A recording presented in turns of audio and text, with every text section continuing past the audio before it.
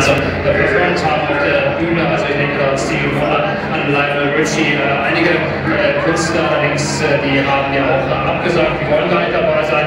Elizabeth Taylor zum Beispiel, die hat gesagt, also dieses Theater hier, das macht nicht mit. Ich möchte auch nicht, dass die Welt ihrer Trauer hier zuschaut und dass ich quasi zum Ausstellungsstück werde. Also es gab durchaus einige Absagen hier, aber diejenigen Künstler, die die Möglichkeit haben, heute bei dem Event dabei zu sein, die teilweise Freunde von Michael Jackson verstehen, die nutzen natürlich auch die Gelegenheit, und auch das muss man ganz deutlich sagen, ist wieder Marketing in einer Sache. Die müssen geschätzt 1 Milliarde Fernsehzuschauer, es geht.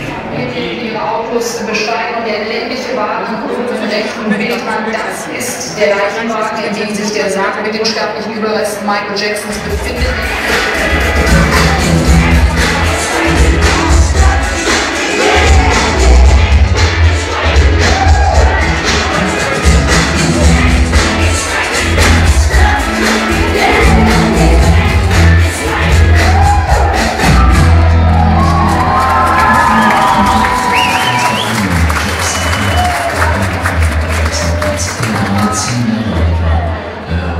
gefördert hat und hieß auch Diamonds Presents the Jackson 5.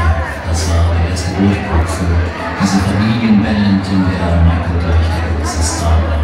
Schon als 10-Jähriger die Massen fasziniert mit seinem Gesang und auch mit seinen wunderbaren Tanzbewegungen. Er war ja ein grandioser Tänzer und ein solch musikalisches Talent, dass ein anderer, der Künstler, die heute Abend auftreten, sagte, das war einfach Magic mit Michael zu tanzen und Musik zu machen, sagte Stevie Wonder.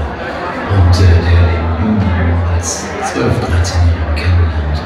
Und der in den Studios unter Motown in Detroit rumhängen und alles lernte, alles an Musik produzieren, Musik schreiben, in sich eins musikalisches, eine Ausnahmestellung einnahm. Die Familie, die sich heute Morgen von ihm verabschiedet hat, seine Brüder, seine Schwestern, seine Eltern, auch sein Vater, zu dem er ein sehr, sehr schwieriges, strenges Verhältnis hatte. Der Vater, der oft die Band und seine Söhne mit etwas härteren Bagagen anfasste und sie oft, naja, man muss schon beinahe sagen, quälte, dressierte.